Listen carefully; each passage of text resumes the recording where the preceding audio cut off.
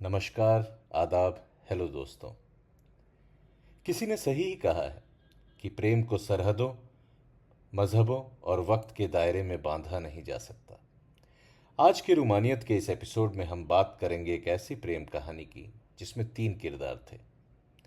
हिंदी फिल्मों के बहुत बड़े शायर और लिरिसिस्ट साहिर लुधियानवी, मशहूर शायरा और लेखिका अमृता प्रीतम और मशहूर पेंटर इंद्रजीत इमरोज।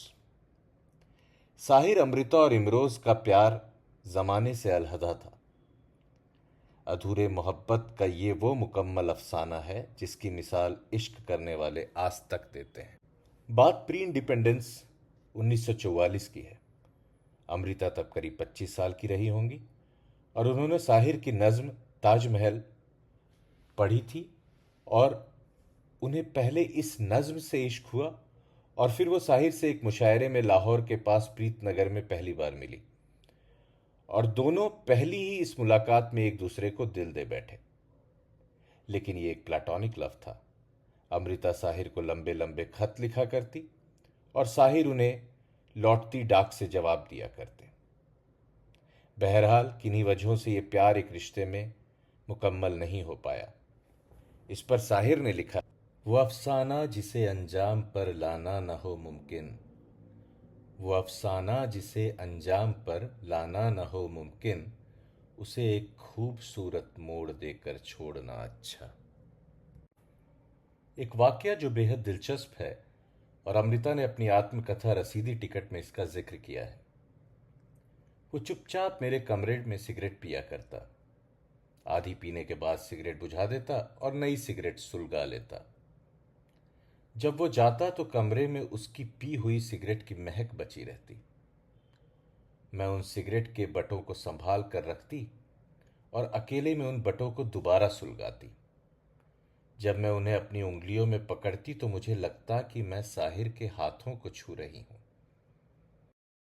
अपनी आत्मकथा लिखते अमृता ने बहुत पोएटिक और क्रिप्टिक अंदाज में बार बार साहिर का जिक्र तो करती हैं, लेकिन कभी खुल के ये नहीं लिखती कि आखिर इस रिश्ते में आने वाली दूरियों की वजह क्या थी। साहिर की एक फेमस नज्म कभी कभी मेरे दिल में ख्याल आता है, ये भी उन्होंने अमृता के लिए लिखा है, ऐसा माना जाता है। इसके बाद 1958 में अमृता की मुलाकात इमरोज से होती है, जब वो उनकी किताब आखिरी खत का कवर डिजाइन कर रहे होते हैं और यहां इमरोज अमृता से मोहब्बत करने लगते हैं, ये जानते हुए भी कि अमृता साहिर से प्यार करती। इमरोज ने बीबीसी उर्दू के एक इंटरव्यू में कहा था, अमृता की उंगलियां हमेशा कुछ न कुछ लिखती रहती थी, चाहे उनके हाथ में कलम हो या ना हो।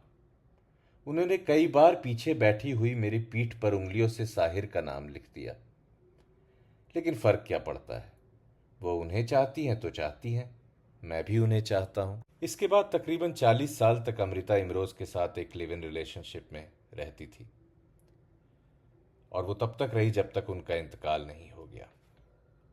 एक और छोटा सा वाक्य है, अमृता को देर रात तक लिखने की आदत थी। इमरोज हर रात 1 बजे उठते, अमृता के लिए चाय बनाते और चाय उनकी मेज पे रखाते। अमृता इमरोज के बारे में लिखती है, अजनबी तुम मुझे जिंदगी की शाम में क्यों मिले, दोपहर में क्यों नहीं मिले।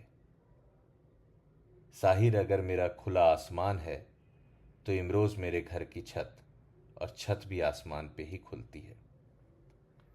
अपनी आखिरी नज्म अमृता इमरोज के लिए लिखती हैं, मैं तुम्हें फिर मिलूंगी, कहाँ किस तरह नहीं जानती, शायद तुम्हारे तखयल की चिंगारी बनकर तुम्हारी कैनवास पर उतरूंगी, या शायद तुम्हारी कैनवास के ऊपर एक रहस्यमयी रेखा बनकर खामोश तुम्हें देखती रहूंगी, या शायद सूरज की किरण बनकर तुम्हारे रंगों में घुलूंगी, या रंगों की बाहों में बैठकर तुम्हारे कैनवस को पता नहीं कैसे कहाँ पर तुम्हें जरूर मिलूंगी, या शायद एक चश्मा बनी होऊंगी और जैसे झरनों का पानी उड़ता है मैं पानी की बूंदें तुम्हारे जिस्म पर मलूंगी और एक ठंडक सी बनकर तुम्हारे सीने के साथ लिपटूंगी।